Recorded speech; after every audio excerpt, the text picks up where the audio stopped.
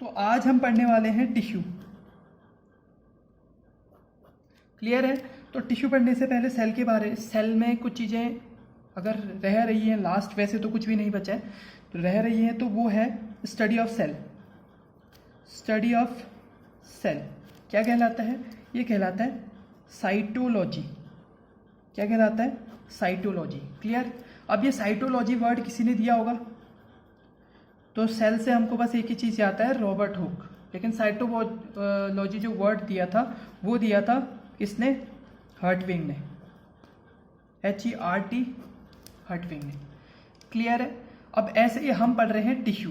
तो टिश्यू आपको पता है बहुत सारे सेल्स की जब हम स्टडी एक साथ करते हैं या बहुत सारे सेल मिलकर टिश्यूज बनाते हैं, तो आप स्टडी ऑफ टिश्यू को क्या बोलते होंगे? ये यहीं पे पढ़ लेते हैं, नहीं तो बाद में दिक्कत होगी फिर आप लोगों को। स्टडी ऑफ टिश्यू, तो स्टडी ऑफ टिश्यू हमारा कहलाता है क्या? हिस्टोलॉजी। हिस्टोलॉजी। तो हिस्टोलॉजी का मतलब होता है टिश्यू की स्टडी करना। क्लियर है? तो टिश्यू की हिस्टोलॉजी। अब इसके फादर भी होते होंगे, सबके फादर होते हैं। तो फादर है फ्रैंकोइस जेवियर रिचर्ड। क्लियर है? तो ये दो चीजें याद रखिए, हिस्टोलॉजी और फ्रैंकोइस जेवियर रिचर्ड। ये एक ही है, तीन नहीं है। क्लियर है? फ्रैंकोइस जेवियर रिचर्ड कहलाते हैं हमारे हिस्टोलॉजी के फादर। ठीक है? साइटोलॉजी के फादर कौन है? हर्टविग। और हिस्टोलॉजी के कौन है? Francois Xavier Richard. ये बातें बहुत इंपॉर्टेंट है, ध्यान रखिए इनको। इसके बाद हम बात करते हैं टिश्यू के टाइप्स। सबने टिश्यू पढ़ा है, पर हम टिश्यू को थोड़ा सा सिंप्लीफाई करेंगे आज।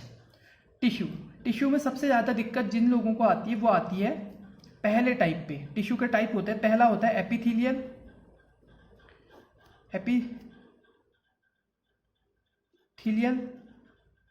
दूसरा आता है आपका कनेक्टिव टिश्यू। थर्ड वन आता है मस्कुलर और फोर्थ वन आता है नर्वस।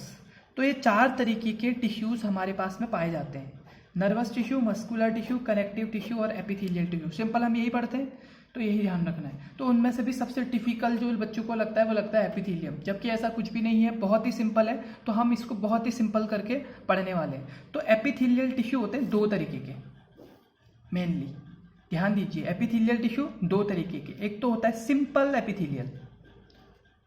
कौन सा? Simple epithelial. और दूसरा होता है stratified epithelial. Stratified epithelial. Simple epithelial का मतलब क्या है? सिंपल का मतलब होता है सिंगल लाइन या सिंगल लेयर भी कह सकते हैं हम, और ये मल्टीपल लाइन या मल्टीपल लेयर।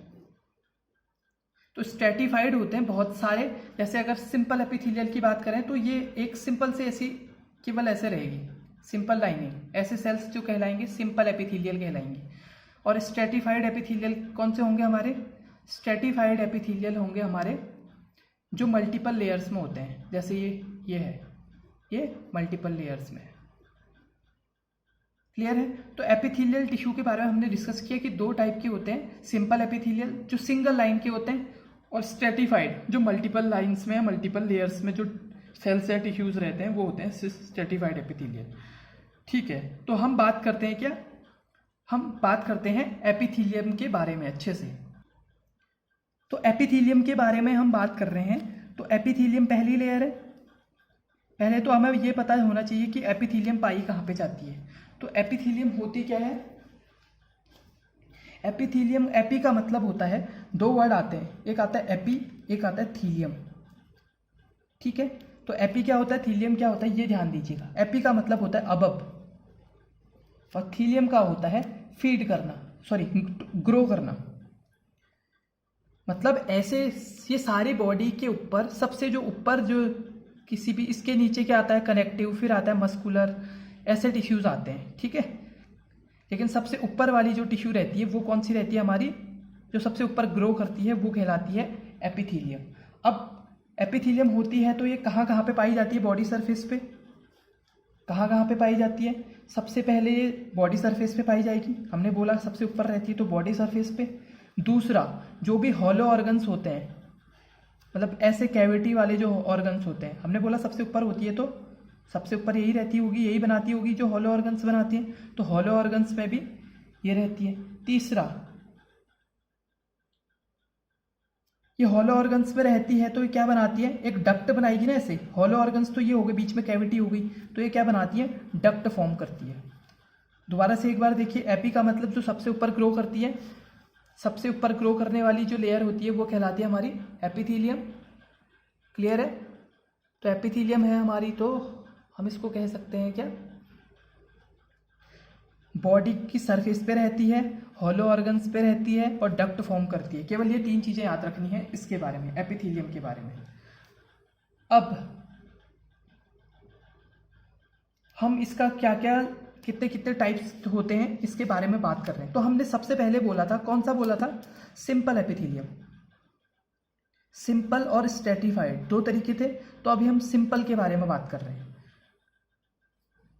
चलो साथ में हम सिंपल के बाद स्ट्रेटिफाइड के बारे में भी बात कर लेंगे। तो सिंपल जो एपिथेलियम है, सिंपल एपिथेलियम सबसे पहले कौन सा आता है, स्क्वैमस।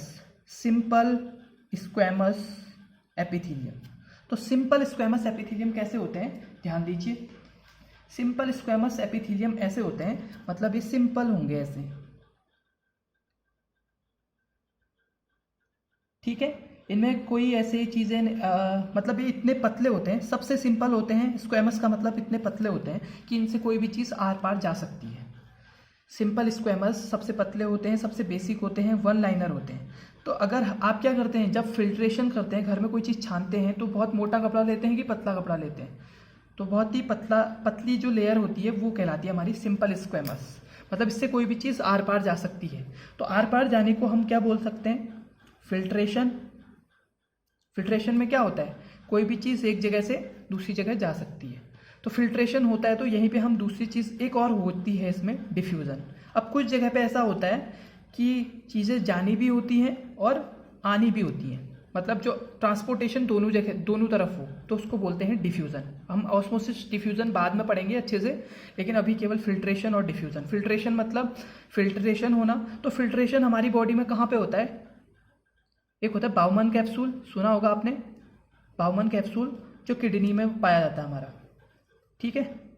बाउमन कैप्सूल कहाँ पे होता है, किडनी में, जो क्या करता है, फिल्टर करता है। तो फिल्ट्रेशन में तो बाउमन कैप्सूल जो बनी होती है वो हमारी, कहने का मतलब है, कौन से टिश्यू की बनी होती है, कौन से टिश्यू की बनी होती है, सिंपल स्क्वैमस एपिथेलियम की।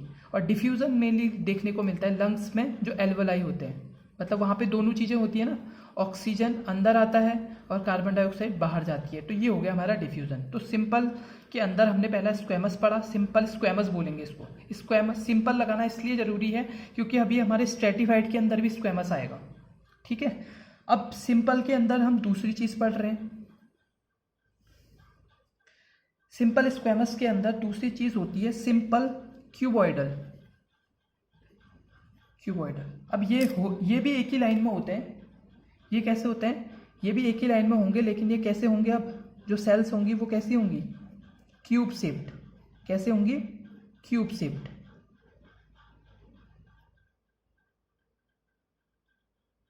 कैसी होंगी, क्यूब शेप्ड होंगी। क्लियर है? तो ऐसे ही ये पूरी बनेंगी। तो क्यूब शेप्ड को हम बोलते हैं सिंपल क्यूबॉइडल। अब हमने बोला सिंपल स्क्वैमस पता चलिए ना कहाँ कहाँ पे पाई जाती हैं, एल्वोलाई में, बाउमन कैप्सूल में, जहाँ पे फिल्ट्रेशन और डिफ्यूजन की जरूरत है। अब क्यूबॉइडल क्या होती है, क्यूबॉइडल क्यूब शेप्ड होती है, ये तो आपको पता चल गया। अब ये क्या करती हैं, ये क्या करती हैं, इनका काम होता है या तो क्या करना, सिक्रीशन में हेल्प करना, या तो सिक्रीट करना, सिक्रीशन करना, या फिर अब्जॉर्प्शन करना। मैं ये 2 मेन चीज़ें बता रहा हूँ आपको। अगर आप ये केवल ये 2 चीज़ें, ये फिल्ट्रेशन, डिफ्यूज़न और ये 2 चीज़ें भी याद रखेंगे तो आपको पता चल जाएगा। तो सिक्रीशन हम अपन की बॉडी में कहाँ कहाँ पे होता है, कहाँ पे होता है, कुछ आइडिया? तो सिक्रीशन तो होता है भैया, हमें पता है। सिक्रीशन हमारी पूरी जितनी भी ग्लैंड्स होती हैं, चाहे वो सलाइवरी ग्लैंड हो, सलाइवा सिक्रीट होता है, स्वेट और सिक्रीट होता है, तो जितनी भी ग्लैंड्स हैं वो किसकी बनी होती है, हमारी क्यूबॉइडल की बनी होती हैं। क्यूबॉइडल की इसलिए बनी होती हैं क्योंकि ये क्या कर सकती हैं, कुछ सिक्रीट कर सकती हैं। अगला आता है अब्जॉर्प्शन। अब इनके दो अब्जॉर्प्शन जैसे सिक्रीट कर सकती है वैसे इनका अब्जॉर्प्शन का भी काम होता है, लेकिन यहाँ पे ग्लैंड में तो अब्जॉर्प्शन की जरूरत नहीं है। अब्जॉर्प्शन की जरूरत होती है कहाँ पे? किडनी में। अब किडनी में 52 कैप्सूल तो बना होता है स्क्वैमस का, तो किडनी में कहाँ पे? तो किडनी में जब 52 कैप्सूल अगर सपोज ये है तो इसके बाद क्या निकलती है? ऐसे ट्यूब्स निकलती है, ठीक है। इस ट्यूब को बोलते हैं जो प्रॉक्सिमल, डिस्टल ऐसे करके बोला जाता है। तो प्रॉक्सिमल कन्वोलेटेड ट्यूब्यूल, ट्यूब है ये तो एक ट्यूब्यूल बोलते हैं इसके लिए। तो जितनी भी ट्यूब्यूल्स होती हैं किडनी में, जितनी भी ट्यूब्यूल्स होती हैं वो बनी होती हैं सिंपल क्यूबॉइडल से। क्लियर हो गया यहाँ पे? तो क्यूबॉइडल, सिंपल क्यूबॉइडल हमारा क्लियर हो गया। तो सिंपल वर्ड याद रखिए, कहाँ पे सिंपल, हम अभी केवल सिंपल पढ़ रहे हैं क्योंकि स्ट्रेटिफाइड में भी क्यूबॉइडल आएगा और स्ट्रेटिफाइड में भी क्या आएगा? कोलमनार। लेकिन हम पढ़ेंगे पहले सिंपल कोलमनार। कोलमनार का मतलब आप समझ गए होंगे, ये भी एक ही लाइन होती है। सिंपल का मतलब एक लाइन, कोलमनार का मतलब ऐसे कॉलम, कॉलम शेप्ड रहते हैं, ठीक है। तो एक कॉलम शेप्ड रहते हैं, ऐसे कॉलम के फॉर्म में लंबे लंबे ऐसे करके फॉर्म रहते हैं। अब ये कहाँ पे पाए जाते हैं हमारे? सिंपल कोलमनार दो तरीके से होते हैं। कैसे कैसे होते हैं? एक तो सिंपल ही हमने बोला, सिंपल कॉलम फॉर्म में रहते हैं ऐसे, और एक कुछ ऐसे होते हैं जो सिंपल के साथ साथ इन पे कुछ सीलियास लगे होते हैं ऐसे। सीलियास, सीलियास क्यों लगते हैं? मूवमेंट के लिए, जैसे मूवमेंट करनी होती है ना, तो कुछ ऐसी मसल्स हैं, कुछ ऐसे टिश्यूज हैं जो जिनको मसल या मूवमेंट की ज़रूरत पड़ती है या किसी चीज़ को मूवमेंट की ज़रूरत पड़ती है, तो वो तो सीलिया जिस पे लगे हैं उसको बोल देते हैं हम सिंपल सीलिएटेड कोलमनार। जिस पे नहीं है तो उसको बोलते हैं नॉन सीलिएटेड सिंपल। लेकिन ये भी ऐसी जगहों पर पाए जाते हैं जहाँ पे सिक्रीशन वगैरह होता है। क्या होता है? सिक्रीशन वगैरह होता है, सीलिएटेड और नॉन सीलिएटेड।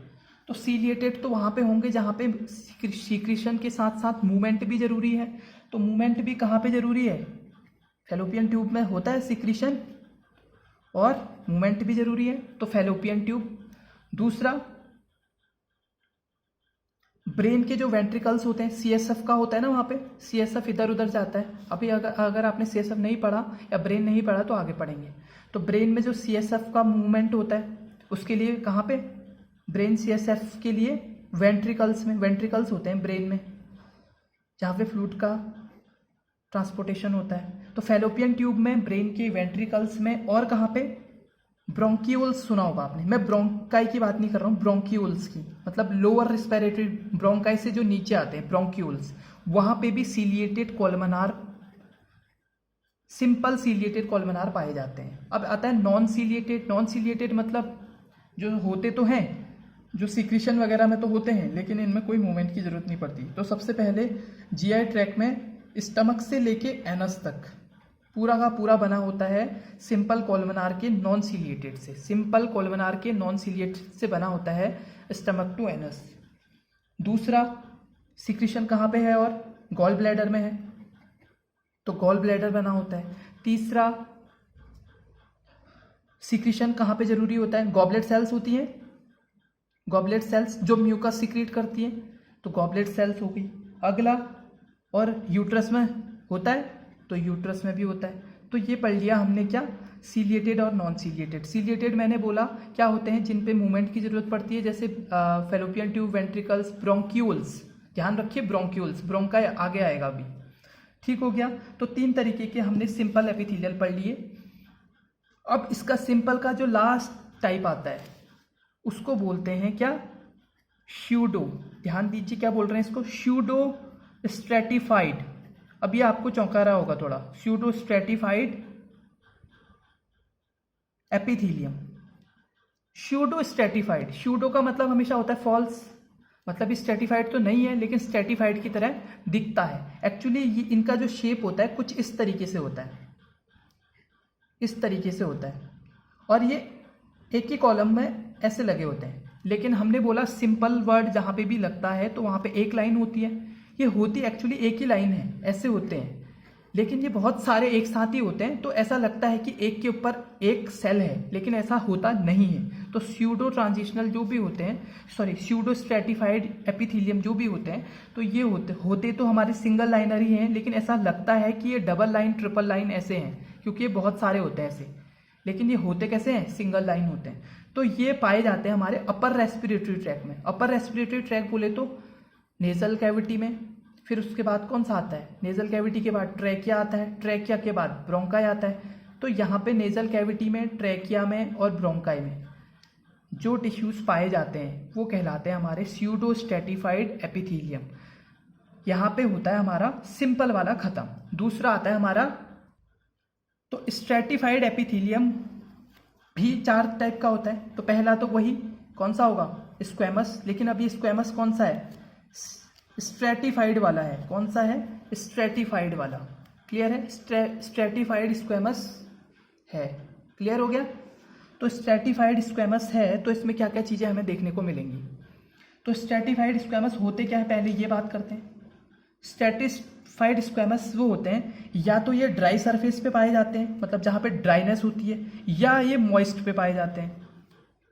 तो जो ड्राई पे पाए जाते हैं उनको बोलते हैं केराटिनाइज्ड, और जो मॉइस्ट पे पाए जाते हैं उनको बोलते हैं नॉन केराटिनाइज्ड। याद रख सकते हैं, कैरोटिनाइज्ड हमारी नेल्स पे होता है, हेयर्स पे होता है, मतलब यहाँ पे ड्राइनेस होती है ना, तो वहाँ पे पाया जाता है। स्ट्रेटिफाइड स्क्वैमस सिंपल है। मॉइस्ट, अब मॉइस्ट कहाँ पे आता है आपका, मॉइस्ट तो बहुत जगह आता है। माउथ हो गया, माउथ के बाद क्या आता है, फेरिंग्स आता है। फेरिंग्स के बाद क्या आता है, ईसोफेगस आता है। यहाँ पे सब जगह पे क्या होती है, ड्राइनेस होती है। लेकिन ईसोफेगस के बाद हमने पढ़ा था कि स्टमक से लेके एनस तक कौन सा होता है। कमेंट में लिखिए कि कौन सा होता है अगर आपने ये वीडियो देखी है तो। उसके बाद माउथ, फेरिंग्स, ईसोफेगस और सर्विक्स कैसी होती है, मॉइस्ट होती है। वजाइना कैसी होती है, मॉइस्ट होती है। तो ये स्ट्रेटिफाइड 2 तरीके के होते हैं, एक कैरोटिनाइज, एक नॉन कैरोटिनाइज। क्लियर है। अब इनका स्ट्रक्चर पूछ रहे होंगे आप। हम जब भी स्ट्रेटिफाइड की बात करेंगे तो हमने बोला था कि ये डबल लेयर्स में होते हैं। ठीक है। तो स्ट्रेटिफाइड जो भी होंगे तो इनका कैसा शेप होगा, ये सिंगल लेयर में नहीं होंगे। ये कौन से में होंगे, तो स्क्वैमस कुछ इस तरीके से होते हैं। डबल लेयर्स में, मल्टीपल लेयर्स में हम कह सकते हैं इनको, ऐसे तरीके से होते हैं। तो ये हो गया स्ट्रेटिफाइड का पहला टाइप, स्क्वैमस। दूसरा वही कौन सा आता है आपका, क्यूबॉइडल। क्यूबॉइडल, अब इसमें बनेगा तो क्यूब ही, बनेगा तो क्यूब ही, लेकिन कितनी लेयर होंगी, मल्टीपल लेयर होंगी। लेयर का ही खेल है पूरा का पूरा, मल्टीपल लेयर्स होंगी। इसके ऊपर भी एक लेयर होगी, इसके नीचे भी एक लेयर होगी। ठीक है। तो मल्टीपल लेयर्स में जो क्यूब शेप्ड सेल या टिश्यूज हैं उनको बोलते हैं हम स्ट्रेटिफाइड। ये याद ध्यान रखिए कि स्ट्रेटिफाइड बोल रहे हैं। तो स्ट्रेटिफाइड का मतलब आप समझ गए होंगे क्या है। अब ये स्ट्रेटिफाइड कहाँ पे पाए जाते हैं, स्ट्रेटिफाइड क्यूबॉइडल कहाँ पे पाए जाते हैं, ये स्ट्रेटिफाइड क्यूबॉइडल। और बात कर लेते हैं कॉलमनार की, स्ट्रेटिफाइड कॉलमनार की। कॉलम शेप जो होते हैं, कॉलम शेप भी मल्टीपल होंगे। वहाँ सिंपल वाले में केवल एक ही लाइन बन रही थी, यहाँ पे डबल बन रही है, यही अंतर है। तो ये दोनों बहुत ही रेयर पाए जाते हैं, मतलब ये हर जगह नहीं होते बॉडी में। तो हमारा क्यूबॉइडल तो पाया जाता है कहाँ पे, केवल जो हमारी मेमरी ग्लैंड होती है, मेमरी ग्लैंड में पाया जाता है क्यूबॉइडल। और जो स्ट्रेटिफाइड होता है वो कहाँ पे पाया जाता है, यूरेथ्रा में। कहाँ पे, यूरेथ्रा में। क्लियर हो गया। यूरेथ्रा वैसे 2 चीज़ों से मिलकर बनी होती है, अभी हम आगे पढ़ेंगे। तो स्ट्रेटिफाइड कॉलमनार और स्ट्रेटिफाइड क्यूबॉइडल बहुत ही कम पाए जाते हैं। लास्ट इसमें हमारा एक स्पेशल आता है, जैसे वहाँ पे स्यूडो था, यहाँ पे है ट्रांजिशनल। क्या है, ट्रांजिशनल। तो ट्रांजिशनल क्या होते हैं, ये भी मल्टीपल लेयर्स में होते हैं, लेकिन ये ऐसे होता है पेयर शेप्ड, एक के ऊपर एक, पेयर शेप्ड फॉर्म में रहते हैं। बाकी सेल अलग रहती है, लेकिन ट्रांजिशनल पेयर शेप्ड रहते हैं। पेयर शेप्ड रहते हैं, इनका मेन काम होता है इलास्टिसिटी प्रोवाइड करना। जहाँ पे भी ये होंगे वहाँ पे क्या देंगे, इलास्टिसिटी देंगे।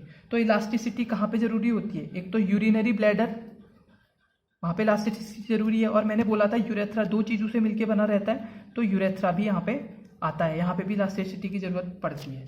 क्लियर हो गया। तो ये था हमारा स्ट्रेटिफाइड एपिथेलियम। तो हमने एपिथेलियम पढ़ ली। दूसरी हमारी है कनेक्टिव टिश्यू। पहला हमने एपिथेलियम पढ़ लिया, दूसरा है हमारा कनेक्टिव टिश्यू। तो कनेक्टिव टिश्यू होता क्या है, एक्चुअली बाकी सारे केवल सेल से मिलके बनते हैं। कनेक्टिव टिश्यू एक ऐसा टिश्यू है जिसमें 2 चीज़ें चाहिए होती हैं, एक तो सेल और दूसरा extra cellular matrix. Plus water, मतलब कनेक्टिव टिश्यू हमारी दो तीन चीज़ों से मिलके बनती है। ठीक हो गया। एक्स्ट्रा सेलुलर वाटर या मैट्रिक्स का मतलब क्या है? मैट्रिक्स का मतलब है कुछ स्पेसिफिक फाइबर्स, ठीक है, फाइबर्स होते हैं उनसे। तो सेल तो आपको पता है, सेल तो होंगी और सेल मतलब जैसे फिब्रोब्लास्ट हो गया, मास्ट सेल हो गई, अलग अलग तरीके की सेल होगी। लेकिन जो फाइबर्स होते हैं, अब आप ये फाइबर बोले हमने, तो फाइबर मेनली 3 तरीके के होते हैं। कौन कौन से सुना है आपने अच्छे से? एक कोलेजन फाइबर सुना है, दूसरा आपने इलास्टिक फाइबर सुना है, तीसरा आपने सुना होगा रेटिकुलर फाइबर।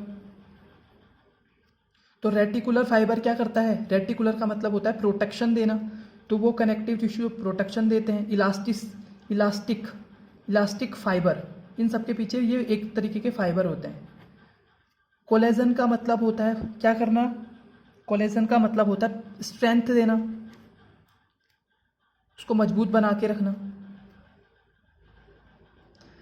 और इलास्टिक का मतलब होता है इलास्टिसिटी या फ्लेक्सिबिलिटी प्रोवाइड करना।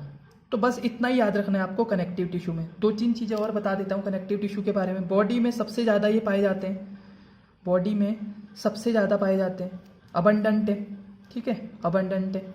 अगली चीज़, बॉडी में अबंडेंट है, इसके साथ साथ ये वस्कुलर होते हैं। हाँ, एक चीज़ वहाँ पे एपिथेलियम में नहीं बताई थी हमने। एपिथेलियम केवल ऐसी लेयर है, कैसी लेयर है एपिथेलियम? केवल ऐसी लेयर है जो क्या होती है, जो अवस्कुलर होती है, उसमें कोई भी ब्लड सप्लाई नहीं होती, ये तो आपको पता है। तो वस्कुलर होती है हमारी कनेक्टिव टिश्यू। इतना पता चल गया आपको? ठीक हो गया। तो इसमें आप बाकी चीज़ें पढ़ लोगे, इसमें ज़्यादा कुछ टिपिकल पढ़ना नहीं है, बस इतना आपको याद रखना है। उसके बाद हम पढ़ रहे हैं आपका मसल्स। तीसरा टिश्यू आता है मस्कुलर टिश्यू।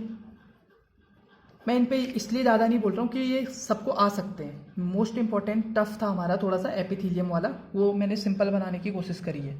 तो आप अगला आता है आपका मसल्स। तो मसल्स क्या होते हैं भाई? मस्कुलर टिश्यूज़ होते हैं। तो मस्कुलर टिश्यूज़ केवल हमारे पास होते हैं 3 तरीके के। एक होता है स्मूथ मसल, सुना है आपने। दूसरा आपने कार्डियक मसल, स्पेशल टाइप की मसल्स होती हैं ये भी। तीसरा आपने सुना होगा कौन सी? Skeletal muscle.